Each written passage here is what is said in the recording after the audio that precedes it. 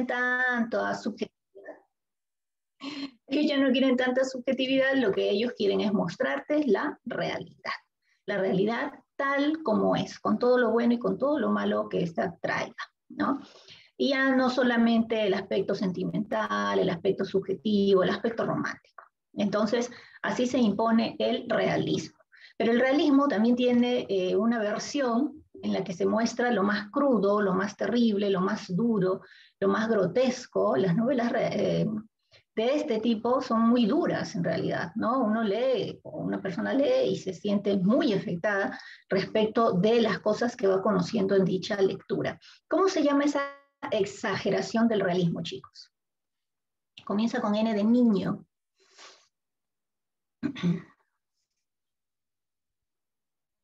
Muy bien, Paolo Guerrero, así es. Es el naturalismo. El naturalismo viene a ser la exageración, fue una pequeña corriente, no duró mucho tiempo, que fue la exageración del realismo, ¿no? Entonces esas sí ya son obras muy crudas, que el autor como que te quiere mover el piso, quiere que sientas así un remesón de, ¿sabes qué? Esto es la vida, esto es la sociedad, y mira lo cruda que es, ¿no? Con todo lo malo. O sea, ahí no hay nada bueno, nada positivo, nada que te indique pues, que siquiera hay una esperanza para salir adelante, no. Son historias muy crudas. A ver, la oposición, el subjetivismo, el sentimentalismo romántico, sí, eso es el realismo, ¿no? Y cuando este está exacerbado, exagerado en un punto mayor, ya eso se convierte en naturalismo. Así es Génesis. Muy bien. Entonces, ¿a qué viene esto? También a una mención, mira, a ver, ¿qué movimientos, a ver, recuerden ustedes, qué movimientos literarios, desde que comenzamos el año escolar, qué movimientos literarios hemos visto que hayan terminado en ismo? Que el pronunciar terminen en ismo. ¿Qué movimientos literarios hemos visto? Traten de recordar desde el inicio. El primer movimiento literario que vimos, por ejemplo, comienza con cla. ¿Cuál fue el primer movimiento? Muy bien, Larico, te leo. Ajá, muy bien, Zavala, así es. El primer movimiento fue clasicismo, termina en ismo. El segundo fue literatura medieval. El tercer movimiento, ¿cómo se llamó? Ese no termina en ismo, renacimiento. Luego del renacimiento viene muy bien el neoclasicismo, sí, el neoclasicismo, luego el romanticismo y lo último que vimos, realismo. Todos ellos terminan en ismo, ¿no? Entonces, hay que hacer por allí una aclaración porque ese término ismo lo vamos a utilizar mucho aquí. ¿A qué me refiero? Vamos a ver. Por ejemplo, vanguardismo, ¿no? Vanguardismo. Pero, a ver, un segundito. Vamos a... Estoy poniendo aquí un modo de lectura y no me quiere hacer caso la laptop, se pone rebelde, se pone vanguardista la laptop. Ahora vas a entender por qué acabo de decir eso, ya está. Vanguardismo. También tiene esa terminación. ¿Qué es el vanguardismo? ¿A qué se le llama vanguardismo? ¿Rebelde? ¿Perdón? ¿A qué? ¿Rebeldía? Ya, muy bien, tiene mucho que ver con la rebelión, con la rebeldía, sí, es muy cierto, ¿no? Viene del término vanguardia, ese término fue muy utilizado a inicios del siglo XX. Tú sabes que el siglo XX va de 1900 hasta el 2000, ¿no? Ya para nosotros es un siglo pasado, ya estamos en el siglo XXI, pero muchas cosas no han cambiado, siguen iguales, ¿no? ¿Por qué el vanguardismo se llamó así? ¿No? Venía de un término francés que era avant-garde, que era como que dar un paso más allá, era la novedad. El vanguardismo se inicia cuando comienza el siglo XX. Entonces, el inicio de un nuevo siglo siempre trae expectativas, ¿no? De una nueva etapa, una nueva era, ¿qué vendrá con nosotros? Y esta pues venía acompañada de las innovaciones, de las creaciones, ¿no? Digamos, modernas, por ejemplo, el automóvil, ¿no? Entonces, ese tipo de, digamos, creaciones, de inventos, emocionaron mucho a la sociedad e hizo que ésta viera que, o pensara que este era el mejor momento, el más moderno, y más moderno que ese, pues no podía haber, Esa era la idea del vanguardismo, ¿no? Entonces, por eso se utilizaba mucho este término, ¿no? Por ejemplo, el decir, me he comprado un equipo de música, pero que es de vanguardia. Entonces, ¿se ha comprado un equipo de música de vanguardia? ¿Y qué significa esto? Hoy en día, ¿cómo le llaman? De gama alta, algo así, ¿no? De última tecnología, ¿no? Lo último, lo más moderno. Pues esa era más o menos la idea cuando se utilizaba este término, ¿no? Un equipo, un aparato, lo que fuese, de vanguardia. Ese término fue muy utilizado en esta primera etapa del siglo XX. Y vanguardia no era otra cosa que sinónimo de avance, de desarrollo, de modernidad. Eso vendría a ser, o de allí viene el origen de vanguardia. ¿Por qué he puesto este fondo en esta diapositiva? Es, si tú alcanzas a notar, es un huevo, ¿no? Y de ese huevo están haciendo no un ave, sino un ser humano. Y así se llama esta pintura vanguardista, el nacimiento, el nuevo nacimiento del hombre. Ese es un cuadro vanguardista que pertenece a los primeros años del siglo XX y que de alguna forma intentaba explicar que a partir del siglo XX el ser humano es un hombre nuevo. Eso es lo que querían dar a entender. Esta es una nueva etapa, un nuevo siglo, entonces debemos crear y generar una nueva historia. Pero ¿qué vino en los primeros años de este siglo XX? A ver, ¿ustedes recuerdan un hecho histórico importantísimo en los primeros años del siglo XX? Antes de que yo se los mencione. Algunos de ustedes saben las clases de historia universal. ¿Qué hecho histórico que nos ha marcado hasta el día de hoy ocurrió? Ah, muy bien, Marcia. En los primeros años, para ser más específicos, 1914, ¿no? Los primeros años del siglo XX. Muy bien, Paolo, así es, ¿no? Entonces, imagínate tú en tu mente, ¿no? Positiva, claro, ¿qué se comentaba en los primeros años del siglo XX? Una nueva era, una nueva etapa. Todo tiene que cambiar, obviamente, para bien, para mejorar, para hacer un mundo mejor. Y en medio de todos estos sentimientos tan buenos y positivos que todo el mundo los quiere, Primera Guerra Mundial. ¿No era algo así como darle a uno una cachetada de realidad dolorosa?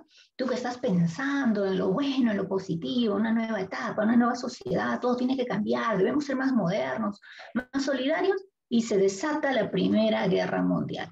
Ese fue un golpe muy duro para toda la sociedad a nivel mundial, porque todo el mundo que desea paz, desea solidaridad, desea que los países se ayuden unos a otros, el que más tiene, pues que ayuda al que no tiene mucho. Pero en medio de esta situación, Primera Guerra Mundial. Y esta Primera Guerra Mundial, todos lo sabemos, tenía como objetivo volverse un pequeño grupo los dueños del mundo. Entonces, ¿qué hay allí? Hay ambición y esa ambición trajo consigo muchísimas muertes de los entes, nacionalidades de diferentes países. Esa es su función, ¿no? Obedecer a sus altos mandos y muchos de ellos terminaron muertos. Y no solamente los soldados que están obligados a ir a la guerra, a las batallas, sino gente civil, gente de a pie, común y corriente, que no había decidido participar en una guerra, pero formaba parte de esta, y finalmente hay muchísimas muertes. Esa es una etapa muy dolorosa. Y lo peor de todo es que la sociedad no aprendió de esta Primera Guerra Mundial, y tú sabes que algunas décadas después se desata la Segunda, mucho más sangrienta todavía, ¿no? Entonces, es una serie de sucesos y de hechos que definitivamente van a afectar al mundo entero, ¿sí? Por eso está ahí este cuadro, que es así vanguardista. Entonces, hablemos ya del vanguardismo. Ubiquémonos en el tiempo. Dice, ahora voy a cerrar acá un momentito esta ventanita, que es un conjunto de movimientos nacidos a inicios del siglo XX. Así es, ¿no? Su máxima fuerza se cobra a partir de 1920 y va a durar hasta 1940, casi 1950. No es un periodo tan largo. ¿Recuerdas que antes, cuando hemos visto otros movimientos literarios, han durado, por ejemplo, en la literatura medieval, 10 siglos? Por ejemplo, 18 siglos en el clasicismo, ¿no? En esas épocas antiguas o medievales. Pero luego se fueron acortando. Hay movimientos literarios que han durado un siglo, medio siglo, de 3 a 4 décadas. Es la duración. Ahora, ¿por qué dice aquí que es un conjunto de movimientos? En esto hay que ser muy claros y recuerden ese dato. El vanguardismo universal, ojo, no es un movimiento, ¿sí? El vanguardismo universal no es un movimiento. Es como lo dice en este primer recuadro, es un conjunto. ¿Está bien? Es un conjunto de movimientos. Es un conjunto, también se le llama así, un conjunto de escuelas. ¿Sí? Movimientos o escuelas literarias y artísticas. Ahora, hay gente que le da esta denominación, entonces yo también la tengo que usar porque es probable que lo encuentren en muchos libros. Dice, dichos movimientos recibieron el nombre de, aquí lo ves, ismos. ¿Pero por qué le dieron ese nombre, conjuntos de ismos? Porque todos terminan en ismo. Ahora vamos a ver de qué movimientos estamos hablando. Todo ese grupo de escuelas, corrientes o movimientos literarios terminan en ismo. Así que algunos dieron esta definición. El vanguardismo es un conjunto de ismos. En realidad esa definición está errada porque ya te has dado cuenta de que hay muchos movimientos que hemos visto en las clases anteriores que tienen esa terminación y no forman parte del vanguardismo, ¿no? Entonces hay que tener un poquito de cuidado, así las vas a encontrar esa definición en muchos libros, pero una definición más acertada sería que el vanguardismo es un conjunto de movimientos artísticos y literarios, ¿no? Algunos los llaman conjuntos de escuelas artísticas, literarias también, conjuntos de corrientes artísticas o literarias también, ¿sí? Artísticas y, ojo, y literarias. ¿Sí? Bien, luego vamos a ver en la siguiente diapositiva cuáles son esos movimientos vanguardistas. Pero aquí tenemos que hablar de los hechos, voy a cerrar acá esta ventanita, de los hechos importantes. Ya tú has mencionado uno, ¿no? La Primera Guerra Mundial, ¿no? Que trajo muchas consecuencias negativas, los países más poderosos peleándose entre ellos, formando alianzas para ver quién tenía el mayor poder. Y trajo como consecuencia hambruna, porque para ir a la guerra no vas a ir solo con tu uniforme, ¿no? Tienes que ir con armas, tienes que ir llevando alimentos para los soldados, y estos pues se deshicieron en gastos militares, ¿no? Que era lo que los armamentos, las armas, etcétera, etcétera, ¿no? Y pobreza para sus propios países y para el mundo entero. Así que este es el caso de la Primera Guerra Mundial. Y ahí tienes las fechas, ¿no? Creo que eso lo deben saber ya todos de muchas en las que se suscitó la Primera Guerra Mundial. Todo el mundo lo debe saber. 1900 a 1918 es ya un conocimiento de cultura general, ¿no?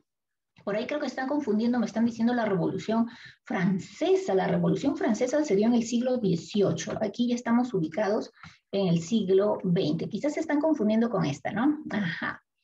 No, la Revolución Cubana se da mucho después, ¿no? Hay muchas revoluciones en el siglo XX, pero esta, la Revolución Cubana, también están escribiendo aquí, esa se da después. No recuerdo en este instante el año, 1960 o 53, no recuerdo en este momento, pero no pertenece a esta etapa de vanguardismo, ¿no? Ah, gracias, Génesis, 1959, ya casi 60.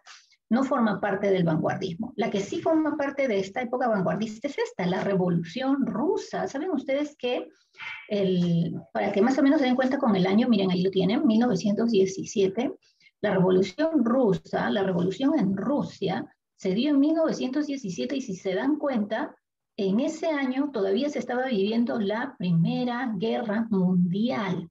Así que, y los rusos participaron en la Primera Guerra Mundial y también hubo una revolución en su país, con la cual se elimina el régimen zarista. Nicolás II, el zar, que era la máxima autoridad como un presidente, por decir, pero en realidad era un dictador, él va a ser derrocado. Pero después de esta historia, no todo queda allí, ¿no? Rusia va a vivir uno de sus momentos más duros, en medio de la pobreza, de la miseria. Aparecen personajes como, por ejemplo, Lenin, Stalin, ¿no? y va a pasar toda una etapa muy, muy oscura, una etapa de sombras en realidad, Rusia, porque no solamente era, son imágenes de la Revolución Rusa, ¿no? Él, por ejemplo, es Lenin, ¿no? A quien acaban de ver allí, es Lenin. Los rusos se sublevan la, contra el poderío del zar, y es que era el zar y su grupito con muchísimo poder y riquezas, y por otro lado estaba proletariado, el pueblo ruso, y en su mayoría eran agricultores. Si no eran agricultores, campesinos, eran obreros, ¿no? Y gente pues sumida en la pobreza que ya no está dispuesta a seguir viviendo de manera abusiva, siendo explotados, humillados, olvidados, ya no, ¿no? Entonces, por eso se desata la Revolución Rusa. Y otro hecho importante, muy buen dato, Génesis, el descubrimiento de la penicilina, uno de los antibióticos más importantes y utilizados en la segunda década del siglo XX, ¿no? Sí, es un dato muy, muy valioso también. La crisis de 1929 es una crisis económica que se desató en Estados Unidos, ¿no? Esa crisis de 1929 le dieron un nombre, el Martes Negro, así se llama. O también es muy conocido en los libros como el crack del 29. Una crisis económica en la que se dio una caída estrepitosa de la bolsa de valores. Y tú sabes que prácticamente la economía del mundo está regida por el valor del dólar, ¿no? Como acá, que ahora que estamos en esto de la espera de saber quién será nuestro próximo gobernante, el dólar se ha disparado y ha subido, y eso genera también consecuencias económicas, porque hay gente que ahorra en dólares, hay gente que paga sus deudas en dólares, ¿no? Hay gente que trabaja importando, exportando, y también tiene que ver con el precio del dólar, etcétera, etcétera, ¿no? Entonces eso está generando cierto malestar. En 1929 se dio una caída de la bolsa de valores y el dólar también bajó, ¿no? Su valor. Y eso trajo una crisis mundial, ¿no? Mundial. Y es muy conocido este hecho así como el martes negro, porque fue un martes. Bien. Entonces ahí tienes los hechos importantes. De todos ellos, lo que más ha marcado al mundo entero es la Primera Guerra Mundial. ¿Y qué trae esto a consecuencia? Todos estos hechos, ¿no? Este de aquí es de la 29, esta última imagen. Todos estos tienen como consecuencia mucho descontento social a nivel mundial, ¿no? La gente está descontenta, la gente está pasando hambre, la gente está viviendo los efectos, ¿no? Si no durante, luego de la Primera Guerra Mundial, vive esos efectos en todos los campos, sobre todo el económico, y eso trae pues a la población, al mundo entero, una sensación de resentimiento, una sensación de rebeldía, ¿no? Están muy descontentos por lo que la mayoría de gobernantes ha hecho, apoyar a guerras absurdas y que traen como consecuencia hambre, muerte, desolación. Por eso es que el vanguardismo nace como un conjunto de movimientos que traen consigo mucho rechazo, mucha rebeldía, ya no quieren acatar normas, no quieren acatar reglas, quieren ser ellos los hacedores de su propio destino. Ahora, miren ustedes para que se den cuenta de la rebeldía del vanguardismo, ¿eh? ¿Qué piensan cuando ven este fondo que están en este momento observando? Sangre. Sangre, ya, ay, qué terrorífico, sangre.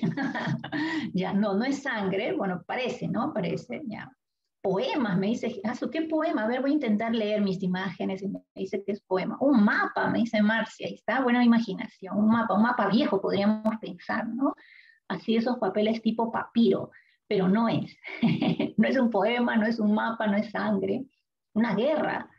Qué buena imaginación, Jeremy, una guerra. Sí, ¿no? Como que da esa sensación de que ha habido allí un hecho bélico. Un papel y le cayó la lluvia. Ya, también vale la respuesta. Pues ahora les voy a decir. ¿Saben ustedes que esa imagen que están viendo, una persona con mucho dinero pagó por comprar este cuadro, porque fue así enmarcado como un cuadro, $93,000. $93,000 por este cuadro vanguardista. Y este cuadro vanguardista está creado con orina humana. ¿Me escucharon bien? Sí, es un cuadro creado con orina humana. Un pintor que decidió y dijo, todavía hablaba de la orina de un amigo suyo porque el amigo tomaba vitamina B y entonces cuando miccionaba su orina era de un color un poco más oscuro que la orina normal, que es casi, digamos, como el color de la manzanilla, ¿no? Así que pidió que por favor recolectara esa orina y ya ahí está, la salpicó en el lienzo y oh, gran obra maestra, con un valor de $93,000. Eso es lo que se pagó por comprar este cuadro, hecho simplemente con un salpicón de orina con un poquito de vitamina B. Pues bien, eso es vanguardismo. Hasta allí más o menos ya te puedes dar cuenta. Wow, eso es vanguardismo, sí, la rebeldía, el cambiarlo todo así de una manera radical, total, ¿no? Otras personas dirían, ¿qué? Yo voy a pagar ni $0,5 por este cuadro, yo también puedo hacer mi cuadro, por último, ¿no? Pues bien, eso es vanguardismo. Se pasaron de rebeldes, sí, Génesis, efectivamente. Y ese no es el único caso, ¿no? Luego vamos a ir conociendo otros, pero este me pareció como que el más llamativo para que se den cuenta de lo que viene a ser pues el vanguardismo, ¿no? Entonces, hay otros casos de escritores vanguardistas que lo único que hacían era coger los pinceles y sacudirlos ya con las pinturas, ¿no? Sacudirlos, un arte vanguardista. Entonces, él quiere sujetarse a normas, a reglas, por ejemplo en la pintura, ¿no? Decir, bueno, voy a hacer las sombras, los efectos de sombras, de rayos, voy a combinar bien los colores, ya eso no importa. Para ellos todo es arte. Y aquí tienes una muestra del arte vanguardista. ¿Eh? ¿Se dan cuenta? Entonces veamos por aquí cuáles son esas, vamos a dejar aquí de fondo. Te decía que el vanguardismo es un conjunto de movimientos, ¿cierto? A los que se les daba el nombre de ismos. Aquí tenemos uno. El nombre te ayuda a recordar. Futurismo. ¿En qué consiste? Sí, Génesis. Ese movimiento también forma parte del vanguardismo. Ahora lo vamos a mencionar. El futurismo dice aquí exaltación de lo sensual, lo nacional, lo guerrero, la adoración a la máquina, el retrato de la realidad en movimiento. Nuevamente voy a cerrar acá, ¿sí? De la realidad. El futurismo, como el nombre lo dice, pensaba a futuro, lo que vendrá más adelante, y entonces el futurismo tenía una inclinación muy marcada por las máquinas, ¿sí? Por ejemplo, allí que alcanzas a ver un hombre, puedes pensar que es una motocicleta, ¿no? Y da la idea de que va a toda velocidad, ¿no? Entonces, había muchas composiciones, poemas creados en honor, por ejemplo, al automóvil, ¿no? A los automóviles, a la velocidad, ¿no? Al ritmo. Eso es lo que agradaba mucho a los futuristas. Otro movimiento del vanguardismo, sí, Génesis, ellos comparaban y veían pues que las máquinas y las velocidades, porque eso es lo que más les gusta a ellos, ¿no? La velocidad, mostrar la velocidad de cuadros, incluso ese es un cuadro vanguardista, ¿no? De hecho, ese movimiento hay muchas composiciones en honor, por ejemplo, a los aviones, a los automóviles, a las motocicletas, ¿no? Eso es el futurismo. Expresionismo, el nombre también te va a ayudar, ¿no? Expresionismo viene de expresar.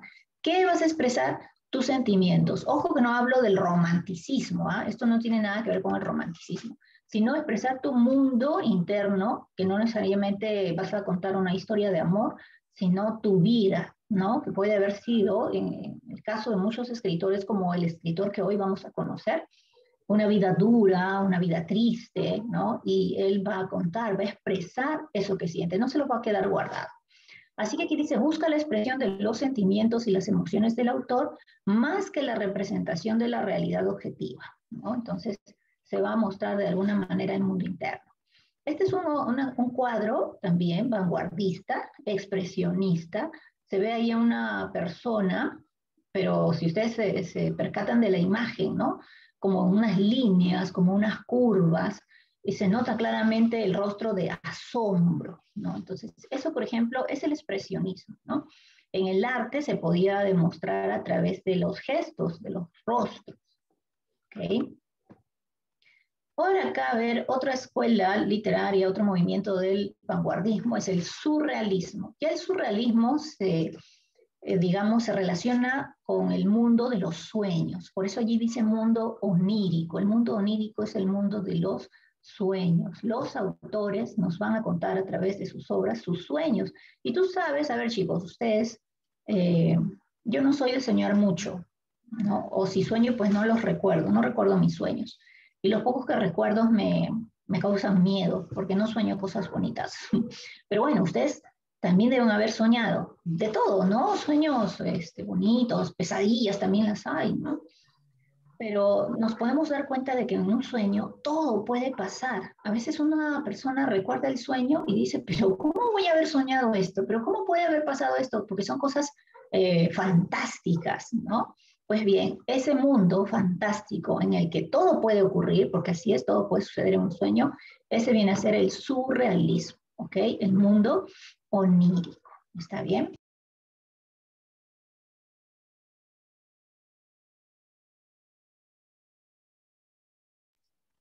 Ya, bien, continuemos.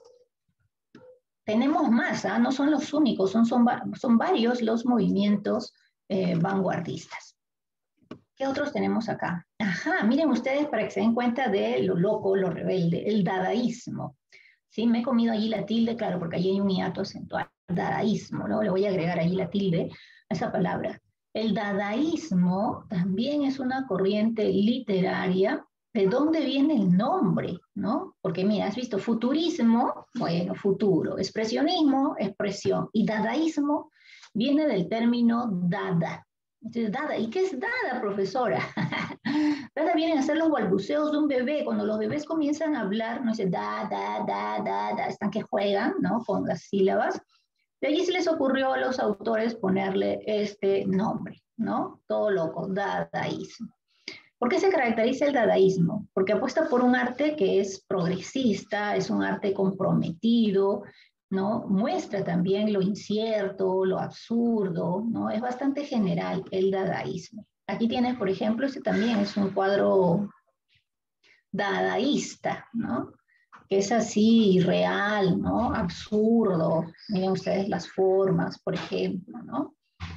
El ultraísmo, el ultraísmo, es una literatura también, es una escuela igual, vanguardista, que quiere mostrar una literatura que no tenga tanto detalle, tanto adorno, no tan estilizada, ¿no? En cuanto a la poesía, prefieren el verso libre. Cuando tú lees una poesía, las poesías muchas veces suelen gustar por la rima. Vamos leyendo verso tras verso y esto va rimando y suena bien cuando entonamos bien, ¿no? Y eso es lo agradable de la poesía. Pues aquí esto se pierde. Cuando hablamos aquí, mira, de verso libre, el verso libre viene a ser el uso de un verso que no necesita tener rima, no importa si suena bien. Muchas veces los poetas se preocupan porque los versos tengan una determinada medida y formen parte de una determinada estrofa. Esto les importa un pepino a los vanguardistas, ¿no? Para ellos todo, y ese es su lema, todo es arte. No necesito encasillarme en una norma, en una regla, en un principio. Para mí esto es arte y punto. Y también ellos un poco que se aíslan del lector, porque ellos plantean, si te gusta, bien, y si no te gusta, tampoco me importa. Para mí es arte y punto. Así son los vanguardistas, ¿no? De rebeldes, de rompedores de reglas, digamos, ¿no? Este otro movimiento, el cubismo, también te ayuda el nombre. El cubismo viene de cubo, y el cubo es una figura geométrica. Los cubistas utilizaron mucho la geometría, las formas geométricas. Por ejemplo, este cuadro se titula La mujer que llora. Y tú te puedes dar cuenta de que tiene figuras geométricas, abundan muchos triángulos allí, ¿no? Algunas no son pues figuras exactamente creadas como el rectángulo, el cuadrado, pero hay muchos ángulos. Y eso hace que se conviertan en imágenes cubistas. Ahora, dentro del cubismo aparece el uso del caligrama. ¿Qué viene a ser el caligrama? El caligrama viene a ser las composiciones, ¿no? Por lo general poéticas, que tienen formas, composiciones en las que se utiliza el espacio para crear formas. Por ejemplo, lo que ves allí es un poema. Es un poema de un francés llamado Guillermo Apollinaire, ¿no? Ahí está. Eso es un poema, pero si tú te das cuenta, allí así a lo lejos, es una mujer con un sombrero. Pero si nos acercamos, bueno, lo que pasa es que está en francés, por eso tampoco no me ha interesado mostrarlo así muy de cerca, a no ser hay alguien que habla francés aquí en el aula. Miren estos caligramas. Estos son caligramas también. Estos están en español. No son vanguardistas, pero los he encontrado por allí en internet y se los muestro para que quede mucho más claro qué es un caligrama. Así que el caligrama viene a ser una composición, por lo general poética, sino que aquí, ¿cómo podemos determinar cuál es un verso o dónde están los versos o cuántos versos hay? Por ejemplo, en este, ¿no? La forma de una motocicleta, el lado de la derecha, ¿no? Y ahí dice, te paso a buscar en mi moto. No alcanzo a entender ya. Me gustan las mujeres. Voy en mi moto, ¿no? Y hay muchas expresiones repetitivas, ¿sí? Pero te das cuenta, eso es todo un arte también, ¿no? Y en este caso, el de la izquierda es de un gato, ¿no? Esto ya se los voy a dejar de tarea para que ustedes lean todo el contenido de esta creación, de este caligrama de los gatos que ves allí. Así que hasta ahí no te olvides, el caligrama es una composición a la que se le da una forma, es decir, se utiliza el espacio, no de manera tradicional en la que nosotros solemos hacerlo, escribir una línea y luego la otra y la que continúa, no, sino utilizar todo el espacio para darle forma. Eso es el caligrama y pertenece al cubismo, no te olvides, eso pertenece al cubismo. Hasta allí, chicos, ¿algo que no esté claro? ¿Todo ok?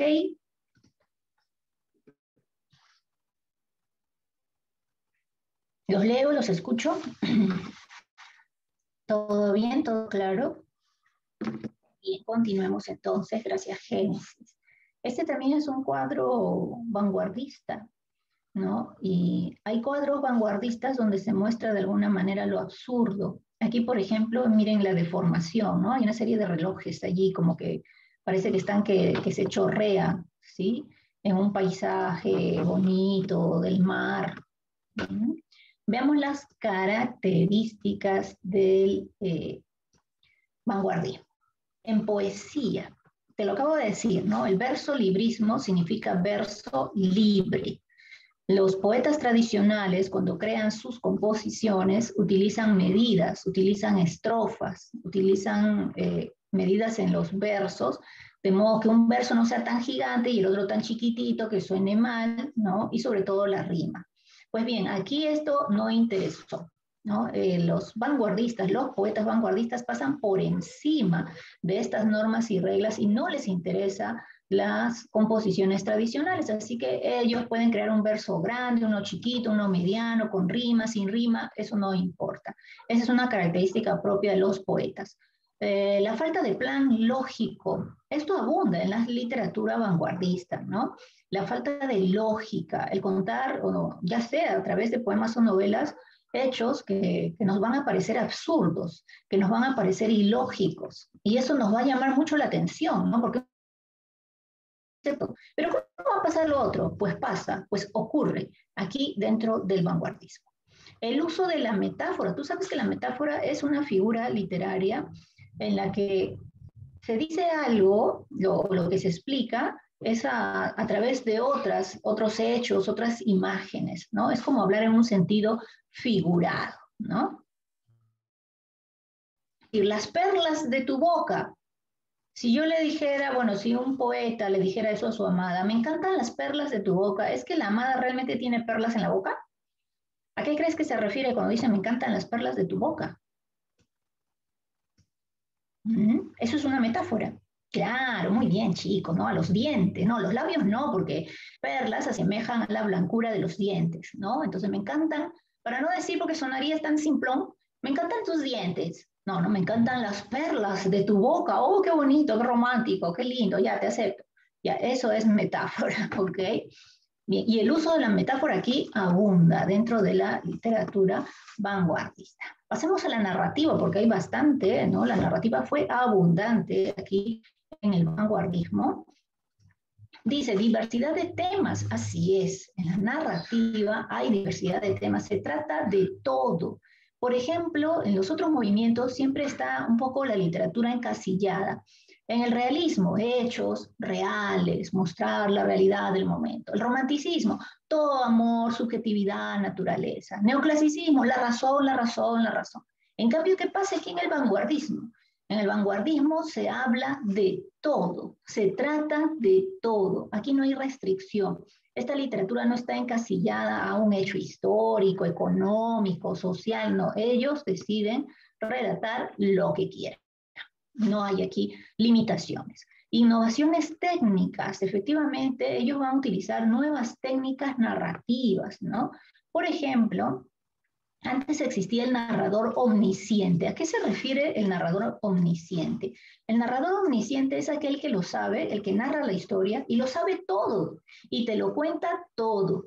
Entonces tú lees una obra de principio a fin y te quedas con esa sensación de que te enteraste de todo. No hay detalle guardado. En cambio, en el vanguardismo, los vanguardistas te quieren dar un poco de trabajito a ti, amigo lector. No te voy a contar todo. Tú tienes que deducir, tú tienes que sacar conclusiones. Es más, hay aquí escritores a los que no les dan las ganas de contarte el final de la historia. Tú llegas hasta el final diciendo, ya, me voy a enterar, ¿qué pasa? Y ahí te lo dejan en stand-by, en suspenso. Pero te dan datos, ¿no? Como para que tú busques o deduzcas qué pasó, qué sucedió. Entonces, eso, por ejemplo, es una innovación, ¿no? El rechazo al narrador omnisciente, por ejemplo. Y la visión universal del hombre, nuevamente. En los otros movimientos literarios hay siempre una visión acerca del hombre, ¿no? El hombre y sus sentimientos, eso es romanticismo. El hombre y la razón, eso es neoclasicismo. El hombre y la cultura, eso es renacimiento. El hombre y su realidad, realismo. Pero aquí ¿de qué hombre hablamos? Hablamos del hombre en todos sus ámbitos. Por eso aquí dice visión universal del hombre, es decir, todos sus aspectos.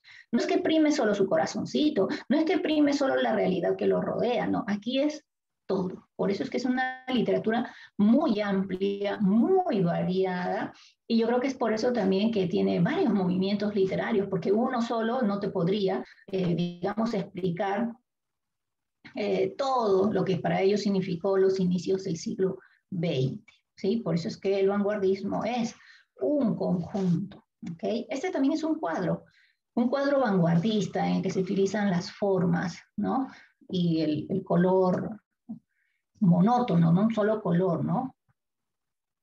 Hoy, representantes, bien, tenemos a James Joyce, él es creador de una obra titulada Ulises, que es una historia muy larga, ¿no? Pero muy bonita, En busca del tiempo perdido, de Marcel Proust. Los dos son franceses. En Estados Unidos tenemos a William Faulkner. Él es creador de esta es su obra más famosa, El ruido y la furia. Albert Camus con La peste. Ahora que estamos viviendo en plena pandemia, les recomiendo, podrían leer La peste. ¿Y cómo se inicia esta historia de la peste? ¿No? Por las ratas. De pronto un hombre muere y hay un médico que es muy reconocido y de pronto este médico empieza a sospechar que podría tratarse de una peste porque acababa de atender a un paciente, ¿no? Con toda una serie de sintomatología y luego lo buscan para atender a otro y todos están presentando los mismos síntomas y no están cerca, ¿no? Y eso lo hace pensar de que se trata de una peste. Quiere comunicar, pero lo frena. Más o menos esa fue la historia para nuestra pandemia, ¿no? La pandemia que ahora estamos viviendo, que en China se ocultó mucha información hasta que ya no se pudo con esto y bueno, la noticia explotó en nuestra cara prácticamente. Así que habla de una peste aquí, Albert Camus. La náusea de Jean-Paul Sartre, francés también es. Digamos que ellos son los principales representantes, pero hoy ¿de quién vamos a hablar? ¿Conoces este rostro? ¿Sabes de quién estamos hablando aquí? Ajá, muy bien, Génesis. Así es Génesis, él utilizó el alemán. Muy bien, Marcia, es Franz Kafka, ¿no? Franz Kafka, siempre con este detalle, que tenía unas orejas grandes, ¿no? Bien, por eso lo he puesto aquí de fondo de pantalla. Veamos, a ver. Ese es su nombre, Franz Kafka, su segundo apellido es Lowy, ¿no? Franz Kafka Lowy. Tienes aquí fecha de nacimiento y muerte. Y observemos los lugares, ¿no? Él nace en Praga, 1883, y muere en Viena en 1924. Justo una de sus compañeras, Génesis, me estaba comentando que él escribió sus obras en alemán. Es cierto, él escribe en alemán, lo considera un escritor alemán, aunque en realidad hay muchos, digamos, hay mucha controversia en ese sentido. ¿Sí? Ahora vamos a mencionar por qué. Veamos, mira, aquí tienen una fotografía, él está ahí como hermano mayor, está con dos hermanitas, en realidad tuvo tres hermanas, ¿no? Vamos a ver la parte, los aspectos literarios y luego vamos a conocer acerca de su vida, ¿no? Él se gradúa en leyes, él va a ser abogado, representa el expresionismo. Si un momento hablamos del expresionismo, no te vas a olvidar porque el nombre expresionismo, la primera parte, expresión, expresión. ¿Qué vas a expresar? Tus sentimientos, tu mundo, y no estoy hablando del romanticismo, ¿no? Es más, yo puedo expresar lo que siento y de una manera muy fría, muy calculadora, sin caer en lo en decirlo de una manera agradable, suave, bella, no, en maquillar, ¿no? Esa historia, no. Él es un escritor que representa el expresionismo y no con la obra que vamos a ver hoy, sino con una titulada, escuchen bien el nombre, Carta al Padre. La historia cuenta que el padre de Franz Kafka era un hombre que lo maltrataba mucho, que lo hacía sentir un ser inferior, que siempre estaba criticándolo por el más mínimo error que él cometiera. Y esto, qué terrible, ¿no? Qué triste. Ustedes un día van a ser padres y madres de familia y espero que nunca se olviden de esto. Hay que tener mucho cuidado con cómo se trata a los hijos, ¿no? Los hijos, al igual que nosotros, van a cometer errores en algún momento, pero siempre debe haber una manera, digamos, amable de llamar la atención y de no hacer sentir mal, de no humillar, de no ofender a los hijos, porque esas son huellas que quedan en ellos para siempre, para siempre y los van a afectar incluso aun cuando sean adultos, ¿no? Porque una persona puede pensar, bueno, ya es un adulto, ¿no? Completamente formado, pero ese adulto tiene que haber vivido una infancia que pudo haber sido o feliz, o una infancia triste, o una infancia dolorosa, una infancia traumática, y todo lo que se haya vivido durante la infancia aflora durante la adultez. Por eso es muy importante. Aquí se cuenta que el padre pues era un ser realmente un ser tóxico, ¿no? Si usamos el término de moda ahora, y esto va a generar pues una serie de problemas psicológicos, una serie de problemas de inseguridad en Franz Kafka. Y él se da cuenta, ya siendo adulto, se da cuenta de esta situación, de cómo el proceder de su padre ha afectado tanto en él y decide no callarlo, no se lo guarda, y lo va a contar en esa obra titulada Carta al Padre. Y esa carta, bueno, él la escribe, pero su padre nunca yo hubiese querido, hubiera sido muy importante eso, ¿no? Que el padre la leyera. Pero no, el padre no la leyó porque cuando él la publica, ya su padre había muerto. Y es una carta muy dolorosa, bueno, se llama carta, pero en realidad es como una novela, ¿no? Es muy dolorosa, es una historia en la que él cuenta cómo el padre lo maltrataba y cómo poco a poco esto ha ido generando estragos en su vida, en su ser, ¿no? Y ahora lo vas a conocer. Aquí hay otra imagen, ahí está bien jovencito. Bueno, él muere joven también, ¿no? Allí puedes ir ya sacando la cuenta de su edad, ¿no? Eso no muere siendo un ancianito. Planteó la teoría de lo absurdo, lo vamos a notar a través de sus obras. La teoría de lo absurdo, a lo que también lo llaman lo kafkiano, a ver quién me está escribiendo acá en el chat, Génesis, muy bien, sí, la teoría de lo absurdo, de lo también llamado así, lo kafkiano. Cuando nosotros usamos ese término kafkiano, nos referimos a lo absurdo, a lo ilógico, es decir, en la historia. Y ahora lo vamos a analizar. Hay una serie de hechos que llaman la atención porque nos ponemos a pensar, pero esto no es real. ¿Cómo va a ocurrir esto? Esto no tiene lógica, ¿no? Pero en la historia ocurre, en la historia sucede. Y esa imagen es una muestra de esa teoría de lo absurdo, ¿no? Te imaginas ahí un insecto con cara de ser humano, que en realidad es la cara de Franz, ¿no? Tiene mucho que ver con la obra que hoy vamos a conocer. Bien, Franz Kafka murió a causa de la tuberculosis. Franz Kafka va a tener una vida, ahora sí vamos a ver ya su vida personal, sentimental, ¿no? Estas inseguridades que les comentaba yo, generadas por la crianza del padre, van a mostrarse en su adultez. Franz tuvo 3 novias y cuando ya estaba a punto de comprometerse con ellas, bueno, claro, cada una en un turno, ¿no? En un determinado periodo, él las dejaba. Él no tenía el valor de, digamos, de comprometerse al siguiente paso, que era el matrimonio, ¿no? Una de sus relaciones más largas fue con una mujer llamada Felicia o Felicita Bauer, y él le propone matrimonio, ella muy contenta acepta y después él la deja, ¿no? Él rompe ese compromiso de la nada, sin el más mínimo motivo. ¿Por qué? Por el miedo, por el terror, porque no sabía si él se sentía preparado para el siguiente paso, para la vida matrimonial, y entonces dijo, mejor hasta aquí nomás. Y es así como también, por ejemplo, él estudia leyes sin quererlo, ¿no? Él no se sentía para ser un abogado, y tiempo libre que tenía lo dedicaba a escribir. Él mismo se quejaba de esa situación y decía, pasar mi vida aquí, sentado entre papeles, perdiendo mi tiempo, cuando yo podría seguir escribiendo. Y es que su vocación era esa, era ser escritor. Y nunca tomó la decisión de, ¿sabes qué? Lo dejo todo y me dedico a lo que realmente me gusta, me atrae, me apasiona, que era pues la escritura, ¿no? Nunca lo hizo.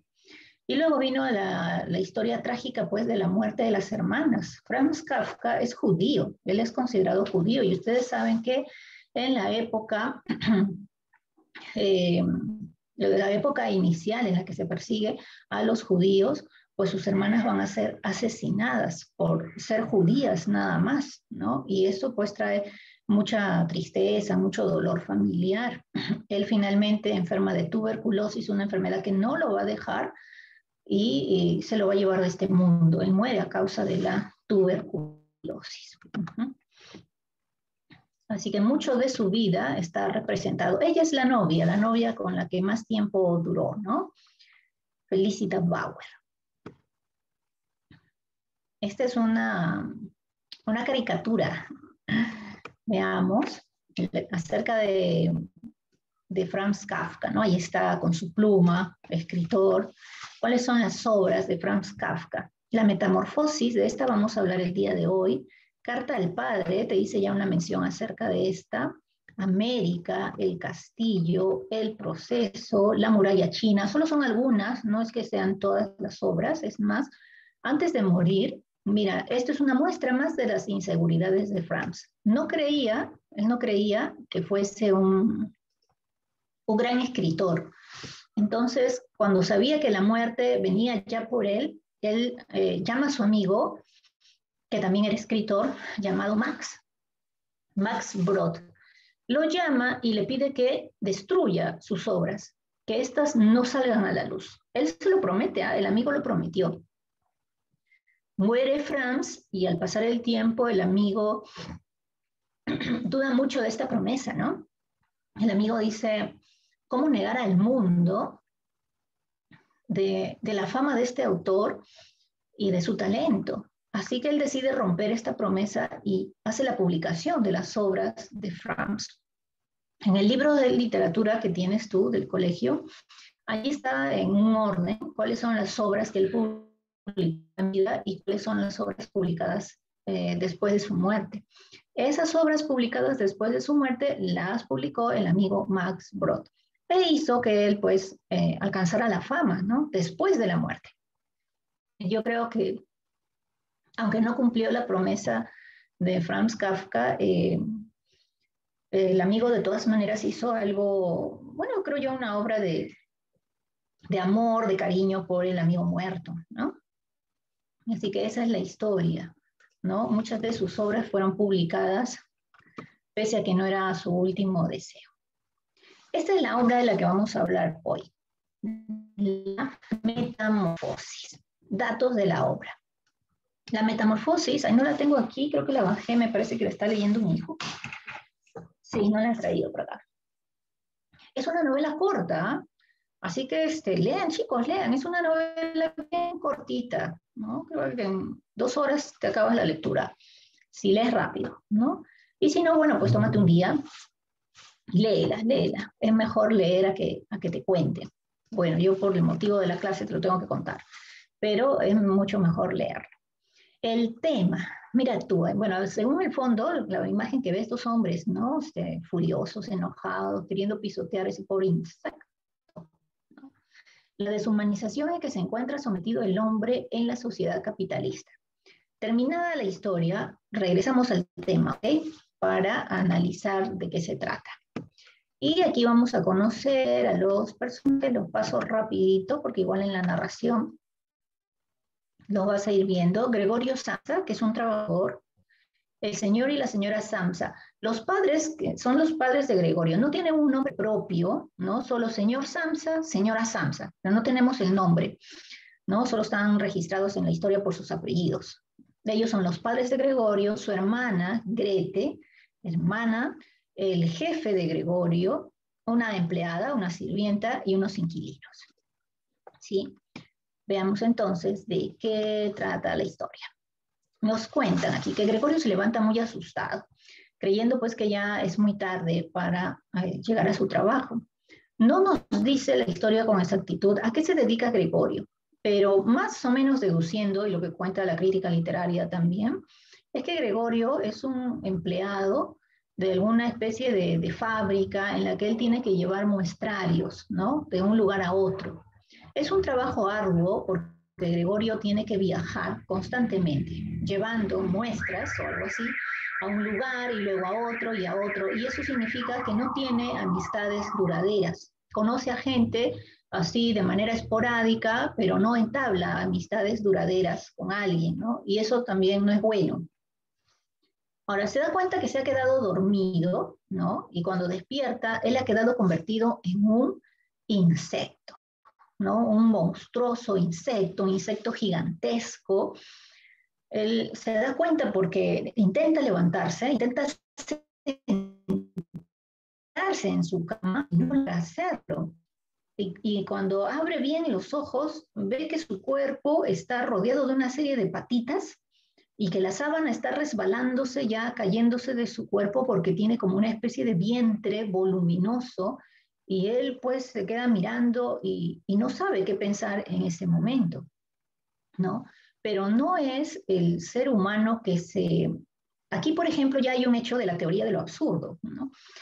Para entender la obra, pongámonos en su lugar. ¿Qué pasaría, chicos? A ver, ya se van a levantar ustedes muy temprano para su clase virtual porque saben que comienza la clase de literatura y esa no se la pueden perder por nada del mundo. Así llueva, truene, haga frío, lo que sea, tú te levantas veloz y prendes la computadora para entrar a la clase. Sin embargo, abres los ojos, intentas sentarte en tu cama, pero abres bien los ojos y te das cuenta que has quedado convertido en un enorme insecto, como el que ves en la imagen.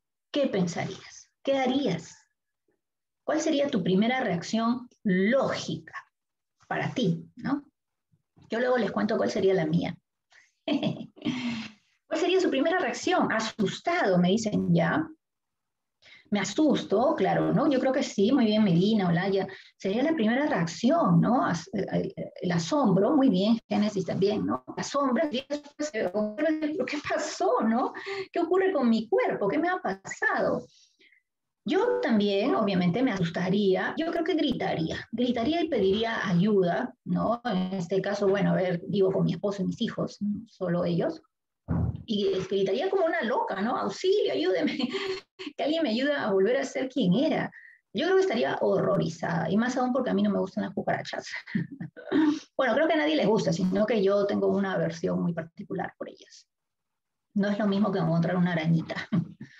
Bien, por eso aquí en mi casa no puede faltar el baigón. Pero bien, ¿qué pasa entonces? Él no se asusta, él no se asombra. Ahí ya, por ejemplo, hay un hecho absurdo. ¿Sabes tú cuál es la reacción de Gregorio al despertar y verse convertido en un insecto? ¿Sabes tú? Por ejemplo, a ver, yo les pregunto, ya, me dice que se asustan, ¿no? Ya por ahí me han estado respondiendo, que se asustarían si te despiertas y te ves convertido en un insecto. Yo te pregunto, ¿te preocuparías en ese momento porque tienes que ingresar a la clase de literatura? Tú dirías, oh no, me he convertido en un gran insecto y ahora, ¿qué hago con mi clase de literatura? Yo creo que lo último, muy bien, Olaya, Pirca, lo último que podrían pensar es en la clase de literatura. Yo creo que lo primero que querrían hacer es solucionar este problema, ¿no? El cómo regreso a lo que era antes y por qué, ¿no? La gran pregunta, ¿por qué yo estoy convertido en un insecto? ¿Qué me ha pasado? ¿A qué se debe esto, no? Habría muchísimas preguntas, ¿no? Pero literatura es lo último que te va a importar. De eso estoy, estoy segura. Sí, mucho. Pero me pongo máscara allá, o sea, te disfrazas, Génesis, y tú como sea te metes a la clase de literatura. No, acá yo tengo una fan número uno y otro vanguardismo también, ¿no? Pero no me imagino, ustedes se imaginan, chicos, su compañera, ¿no? Con su máscara, su chalina, la cosa es que nadie se dé cuenta que ha quedado convertida en insecto. Pues bien, su preocupación, ¿saben cuál es la preocupación de Gregorio? Su trabajo. No le importa su nueva anatomía, él está preocupado por su trabajo. ¿Cómo voy a llegar a mi trabajo? ¿No? Se me va a hacer tarde, me van a llamar la atención y ahora ¿qué hago? Esa es su gran preocupación, no su cuerpo, porque si por él fuera así convertido en insecto, igualito se va, ¿no? Claro que hay que ser bien positivos, ¿no? Ya después del horror, a ver, chicos, ¿qué dirían? Uy, no, pero si soy un insecto puedo volar, agarro acá mis maletas, salgo volando por la ventana, no pago pasaje, no hay metropolitano, nada, yo llego volando. Si eso no fuera así lo máximo de positivo, cosa que dudo, ¿no? Pues bien, esa es su gran preocupación. Pero como efectivamente es tarde, en su habitación, en la puerta de la habitación, están por el otro lado la madre y la hermana de Gregorio. La madre le dice a la hermana de Gregorio, a Grete, Grete, es tarde, Gregorio va a llegar tarde al trabajo. Y Grete dice, es cierto. Y Grete va y le toca la puerta. Gregorio se asusta cuando le tocan la puerta y Grete le dice, Gregorio, es tarde. La madre también, ¿no? Gregorio, es tarde. Y Gregorio quiere contestar. En su mente, ¿qué dice Gregorio? Sí, no se preocupen, me cambio y salgo rápido. Pero él allí se da cuenta de que solo quedó en su mente, porque cuando él quiere hablar, ya de su boca no sale una voz humana, salen unos ruidos, ¿no? Unos gorgojeos de un animal. Así que la transformación es total, ¿no? Aquí lo único que se ha librado es la mente humana, porque él sigue pensando como un ser humano. Entonces, él se da cuenta de que ya ni siquiera puede hablar. ¿Cómo le va? ¿Cómo se va a comunicar con su familia? Decirle, oiga, ayúdeme, miren lo que me ha pasado. No, él se da cuenta de que eso ya no lo puede hacer. Entonces, él está preocupado. Aquí hay un hecho también absurdo. Yo les pregunto, a ver, ustedes que tienen en casa a su familia, a los adultos que salen a trabajar, o bueno, que trabajan en casa, pero fuera del contexto de la pandemia, la gente sale a trabajar. ¿Ustedes se imaginan que alguien en tu casa que sale a trabajar hoy no fue a trabajar por X motivo? ¿Ustedes creen que el jefe del trabajo va a venir a la casa a preguntarle al trabajador, oye, ¿qué pasó? Es tarde, tienes que ir a trabajar, ¿por qué no llegas? Eso es un hecho absurdo, ¿cierto? Cuando una persona falta al trabajo, el último que se preocupa es el jefe no llama, el jefe te pone tu falta y te descuenta y se acabó, ¿no? Tendría que ser pues muy amigo para decir, oye, ¿qué pasó? ¿Por qué no vienes al trabajo? Etcétera, ¿no? Pues bien, aquí hay un hecho absurdo. El Gregorio se ha demorado, ¿no? Ya se hizo tarde para el trabajo. ¿Y quién apareció en la casa? El jefe. El jefe ha ido a casa de Gregorio. Eso es un hecho absurdo, ¿no? Llega a casa de Gregorio para preguntar, ¿qué pasó? ¿Por qué Gregorio no está yendo a trabajar? Y entonces la madre y la hermana, al ver al jefe, no saben qué hacer, ¿no? Ellas tampoco saben por qué Gregorio no sale de la habitación. Así que el propio jefe va y le toca la puerta de su habitación. Gregorio, el trabajo, ¿no? Ay, Jeremy, qué gracioso el comentario. Puede ser, puede ser. El jefe le toca la puerta y cuando Gregorio oye la voz de su jefe, allí sí que se asusta porque su trabajo es importante. Así que él, ¿qué hace? ¿Se puede levantar? Hemos dicho que no. Lo que Gregorio hace es como que se va balanceando en su cama y luego toman impulso y ¡zas! Cae de patitas en el suelo. Pero ahora que es un insecto, él no tiene esa habilidad, ¿no? No sabe, a ver, ¿cómo voy a caminar? A ver, con tantas patitas, con mis 8 patitas, a ver, ya no hay pie derecho, pie izquierdo, ¿cómo camino, no? A ver qué patita uso primero, está ahí de Team Marie, de Doping Web, a ver cómo voy avanzando. Así que, fíjate arriba, así que lentamente él llega hasta la puerta, trepa un poco y con una de sus patitas, ¿no? O su hocico, por así decirlo, logra abrir el pestillo, el cerrojo de la puerta. Y como al otro lado están que manipulan, están que empujan, que quieren ya entrar, buscar, como se dice a Gregorio, la puerta se abre rápidamente y ante la vista del jefe y de Grete, porque la madre no está, ¿no? O sea, ya se ha retirado en ese momento de ese lugar. Solo el jefe y Grete las ven y el jefe se molesta. Otro hecho absurdo, chicos, porque a ver, imagínate, tú eres el jefe, llegas a la casa de tu empleado, quieres saber qué pasa, ¿por qué no llega a trabajar? Y cuando abres la puerta, ves a tu empleado convertido en un enorme insecto. ¿Qué pensarías? ¿No? ¿Qué dirías? ¿Qué pasó? ¿Qué ocurrió? Hay que ayudarlo, ¿qué hacemos? No, el jefe se molesta. Es como si dijera, ay, a la hora que se le ocurre a este convertirse en insecto, ah, estás despedido, se va.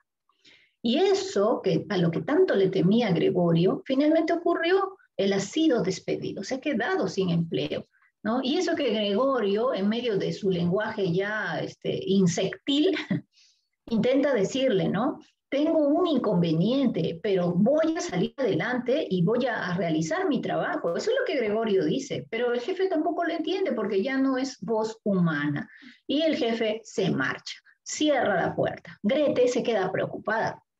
Grete es su hermana. ¿Ella quiere a Gregorio? Sí. Gregorio quiere a Grete también, pero ese sentimiento va a variar en un determinado momento. Grete en ese momento, al principio, ella está preocupada, está triste por Gregorio. ¿Y qué hace? Dice, oh, mi hermanito, no ha tomado desayuno. Y va a la cocina y le prepara el desayuno, su pancito, su tostada, su mantequilla, ¿no? Su bebida, etcétera. Y va y lo abre la puerta y deja como una especie de bandejita con todo lo que está allí para que Gregorio pueda alimentarse. Pero ya Gregorio, dentro de su habitación, se acerca a ver qué le han traído, ¿no? Dice, a ver qué me han traído de desayuno. Ah, qué feo, qué asco. Todo le da asco. Él no quiere nada que sea ya alimentación humana. Y en varias oportunidades Grete le lleva su alimento y él no come nada. Grete se da cuenta. Dice, no está comiendo nada. Pero ahora que se ha quedado convertido en un insecto, quizás coma lo que es un insecto. Así que ella regresa a la cocina, saca todo de la bandeja y en reemplazo va a poner pues verduras podridas, alimentos ya en putrefacción, en descomposición, o sea, lo que se va a ir al tacho de basura, ella lo pone en la fuente, ¿no? En la bandeja. Nuevamente va a la habitación de Gregorio y se lo deja. Gregorio otra vez se acerca, a ver qué me he traído de menú, ¿no? Y se acerca, y cuando huele y siente, es una fascinación, ¿no? ¡Oh, qué rico, qué delicia! Eso está mejor que Kentucky. Así que todo se lo devora, ¿no? Y a partir de ese momento, Gregorio solamente va a comer los desperdicios, aquello que ya esté descompuesto, eso es lo que le van a traer de alimento. ¿Cómo van a ser los días siguientes, ¿no? Los siguientes días de la vida de Gregorio? Los padres están incómodos porque Gregorio era una fuente de ingreso. Gregorio trabajaba y ayudaba a la familia. Ahora que está despedido y no puede trabajar, hay menos ingresos. Poco a poco, la habitación de Gregorio va a ir siendo desvalijada. Cosas que a ellos, a los demás integrantes de la familia, les sirven, las van a ir sacando. La habitación de Gregorio va a ir quedando casi prácticamente vacía. Saben ustedes que lo único que le dejan es su cama. Y ni siquiera para decir, ay, su camita para que Gregorio duerma cómodo, tranquilito, no. Le dejan su cama porque cada vez que alguien entra, que la que suele entrar es Grete para limpiar la habitación, Gregorio, para no hacerla sentir mal, para no incomodarla, Gregorio se esconde debajo de su camita. Así que ella le avisa, Gregorio, voy a entrar, y Gregorio se esconde debajo de la camita. Así que Grete entra, limpia todo, porque a Grete Gregorio le causa repugnancia, ¿no? Y mira que es su hermano. Así que ella limpia y todo, pero llega un momento en que Grete también se cansa, se fastidia, y dice, no, ya no quiero entrar ahí, todo me da asco. ¿Qué hace la familia? Pese a que económicamente no hay dinero, no hay ingresos, pero sí va a haber para contratar a una empleada, ¿no? A la sirvienta. y esta se va a encargar exclusivamente de Gregorio. Ella entra, pero es una mujer, una anciana un poco tosca, insensible. Ella entra con su escoba, va, limpia, lo ve a Gregorio, ¡pah! Lo empuja un poquito más allá, sigue barriendo, no le importa, no es fría. Así que ella se encarga de la limpieza de la habitación de Gregorio. Pero como no hay dinero, no hay ingresos, han decidido, digamos, habilitar una de las habitaciones, algunas habitaciones de la casa para atraer a inquilinos. Y ya, pues, sería un ingreso, ¿no? Muchos de ustedes quizá en casa tienen inquilinos que pagan una pensión y es un ingreso, ¿sí? Pues ponen allí su letrero, llegan los inquilinos, son 3 inquilinos y el trato, bueno, es que a fin de mes ellos van a pagar, ¿no? La renta. Ellos tienen temor, ¿no? La familia tiene temor, pero bueno, como Gregorio nunca sale de su habitación, siempre está allí, ¿qué va a pasar? Así que ya los inquilinos empiezan a vivir en casa. Pero el tiempo pasa y la madre extraña a su hijo, la señora Samsa, y ella quiere ver a Gregorio. Así que va a, digamos, le dice a Grete, ¿no? Grete, yo quiero ver a tu hermano. No, mamá, no es buena idea, te vas a sentir mal, mamá. No, pero yo lo quiero ver, yo lo quiero ver. Y entonces, bueno, es tanta su insistencia que al final, pues, Grete acepta, ¿no? Entonces la madre va, abren la habitación, abren la puerta de la habitación. ¿Y qué pasó? Gregorio ya se acostumbró a su cuerpo de insecto, que ha aprendido incluso a caminar en el techo de ¿no? de la habitación. Eso es precisamente lo que ve la madre, ¿no? Abre la puerta, ¿dónde está Gregorio? ¿No? Gregorio pegado ahí en el techo. Y la madre, ¡oh, mi hijo! Peor todavía, la pobre se desmaya, está muy mal. Gretel le dice, ay, mamá, yo te lo dije, se la lleva arrastrando prácticamente a su habitación. La señora queda en cama, ¿no? Muy, muy afectada, asombrada por ver a su hijo así. Cuando el padre llega y ve a su esposa así, en ese estado, está muy molesto y él culpa a Gregorio, todo por culpa de Gregorio. Así que este hombre, ¿qué hace? Él maltrata a Gregorio, coge una manzana que tiene en un frutero, abre la habitación de Gregorio, abre la puerta, Gregorio justo está en el medio y el padre furioso le arroja un manzanazo. Y esta manzana va a quedar incrustada en el caparazón de Gregorio. ¿Sí? Así que ya te puedes dar cuenta, mira, acá tienes otra imagen, ¿no? Cómo le arroja él un manzanazo al pobre Gregorio. ¿Esto qué trae, chicos, como consecuencia? ¿No? Porque hay 2 tipos de golpes, ¿no? El golpe físico, te golpeaste, te caíste, te pegaron, y el otro es el golpe, el dolor que causa de manera espiritual, ¿no? ¿Qué dolor creen ustedes que ha prevalecido en Gregorio de saber que es su padre que lo rechaza, que lo maltrata, y que no lo comprende, porque él no es comprendido, se estarán dando cuenta hasta el momento, él no es un ser comprendido, más bien lo están marginando, lo están rechazando, y eso a él le causa una pena inmensa, ¿no? Una pena terrible de saber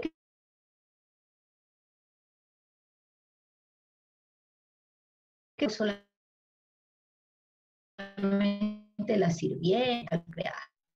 Un día están los inquilinos cenando, comiendo allí en la casa de Gregorio, y el padre, con tal de que los inquilinos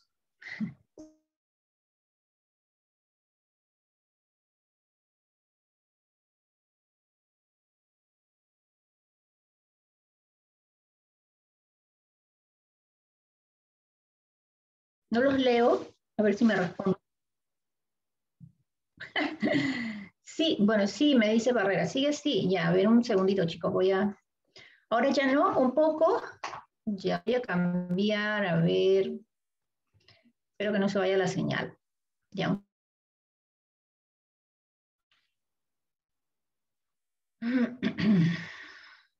Ya, a ver, ahora chicos, ¿se escucha mejor? Espero que sí. Ya, ya, perfecto. Ya, muchas gracias, Medina también. Ya, chicos. Entonces, ¿qué sucede? Grete de mala gana lo hace, pero ya toca. Grete comienza a tocar el violín, una melodía bella, hermosa, y Gregorio, que está encerrado pues, en su habitación, escucha y dice, oh, qué lindo que toca el violín mi hermana, qué bella melodía, camina, avanza, tira de sus patitas, y llega a la puerta, pega su orejita en la puerta, y le sigue gustando la melodía, y se anima a abrir la puerta, solo con la finalidad de escuchar mejor. Gregorio abre la puerta, saca su cabecita, escucha, pero la melodía lo embeleza, la melodía lo atrae al punto que Gregorio, sin proponérselo, ha salido ya de su habitación. Gregorio va avanzando y está rumbo, ¿no?, a la sala donde se encuentra pues su hermana tocando el violín. Y Gregorio va con los ojitos cerrados, va avanzando y está en plena sala. Ahora, imagínense, pónganse en el lugar de los inquilinos, ¿no? Los inquilinos comiendo su chanfainita, qué rico ellos, y de pronto ven un insectazo en medio de la sala. Imagínense cómo reaccionan. Ante esa situación, Grete lo ve, deja de tocar, se rompe, ¿no?, la melodía. El padre está furioso, comienza a perseguir a Gregorio, y Gregorio pues le faltan patitas, tiene tantas patitas, igual le faltan patitas para avanzar, y él solito se mete a su habitación, cierra la puerta. El padre, ¿qué hace? Coge su llave y Grete le dice, tenemos que deshacernos de él. Qué duro, ¿no? Qué terrible es su hermana, y él la quiere, él la ama, su cariño por ella no ha cambiado, en cambio ella ya lo rechaza. Y el padre asiente con la vista como quien dice, sí, hay que deshacernos de él, y él cierra con llave. Este hecho para Gregorio es tan doloroso que se da cuenta de que él ya no es un elemento, un ser a favor, un integrante que esté ayudando en su casa, ¿no? Y él dice que eso es lo mejor, ¿no? Él ha decidido morir. Así que Gregorio ya no come, ya no se alimenta, y una mañana cuando llega la empleada, la sirvienta, encuentra a Gregorio muerto, ¿no? Y la empleada muy fría entra y lo ve ya como que hasta su cuerpito se ha reducido porque se ha resecado, porque así es el caso de los insectos, ¿no? Y entonces ella simplemente lo empuja con la escoba y sale de la casa y dice, ya se murió. Todos quedan así como un poco petrificados, ¿no? Y ella misma se ofrece y dice, yo me encargo. Y ella se va a encargar de eliminar el cuerpo. Ya no se dan detalles en la obra de cómo lo mete en la bolsa de basura, qué hace, no. Ella simplemente se encarga de eliminar el cadáver. Y se los dice, ¿no? Ya, todo está ok, me voy. Y se va la empleada. Pero este hecho, la muerte de Gregorio, trae también como una especie de inicio de esperanza para la familia, porque el padre dice, oye, es un buen día para salir de paseo. Ustedes dirán, pero qué frío, ¿no? Este señor, ¿qué pasó? Pues ellos ya ven esto como una especie de inicio de una nueva esperanza. Ellos salen de paseo y mientras están paseando en un tren, Grete ya creció, una jovencita, y ellos van a poner su semilla. Tanto que él le dice, la madre dice, ella ya es toda una mujercita. Y el padre responde, sí, ya hay que conseguirle marido. Se dan cuenta de los planes para las hijas mujeres en décadas pasadas, ¿no? La mujer solamente era vista como hay que educarla lo mejor posible para que encuentre el mejor marido posible y punto. Una vez que tenga marido, nosotros nos olvidamos de pagarle estudio, comida, casa, cuarto, nada. Ya el marido se encarga. Esa era la visión antigua que antes se tenía. Yo estoy segura que hoy en día sus padres no pensarían así, ¿verdad? Chicas, a las chicas del aula, en pensar en darles una buena educación para que venga el marido y se las lleve. No, pues por favor, no necesitamos de un hombre a nuestro lado para vivir, ¿no? Bien. Entonces, esa era la, digamos, la forma de pensar décadas anteriores. Así que aquí hay muchos hechos, chicos, absurdos. ¿Los recuerdas? Hay muchos hechos absurdos. Voy a cambiar aquí un segundito para buscar dónde se encontraba el tema, ¿sí? El tema. Recuerda que vamos a analizar nuevamente el tema, dice aquí, la deshumanización en que se encuentra sometido el hombre en la sociedad capitalista, ¿sí? Y es que Gregorio es así, ¿por qué se convierte en un insecto? Más o menos la explicación es, se ha deshumanizado, ha dejado de ser un ser humano para convertirse en un insecto. ¿Por qué? Porque la sociedad, el capitalismo te presiona tanto, te oprime tanto, que dejas de ser un ser humano, dejas de ser una persona. Hay un dato que no les comenté acerca del padre. El padre es un obrero. El padre, cuando Gregorio cae convertido en insecto, el padre ahora va a tener que uno en la mañana y uno en la tarde. Y él regresa con todo su uniforme de trabajar y no se cambia. Se tira a dormir con las botas, el uniforme tal como está. Y luego al día siguiente así te vuelve a ir. Eso también es una especie de deshumanización, de perder tu propia vida, porque solo lo único que tienes en la mente es el trabajo, el trabajo y el trabajo. Ese es el sistema capitalista. Eso es lo que se comenta entonces en la obra. Bien, muy bien, chicos. Entonces voy a dejar de compartir aquí. A ver, tenemos tiempo, ya ustedes deciden. Tengo que buscar al bendito Kahoot, donde se quedó, porque se me ha cerrado acá la ventana. O si no, comenzamos de una vez con el temático. Como ustedes quieran, a ver, los leo, los leo, los leo. Sí, ya. Entonces el temático los dejo para el tiempo. Y a ver, les voy a mandar dónde está el enlace.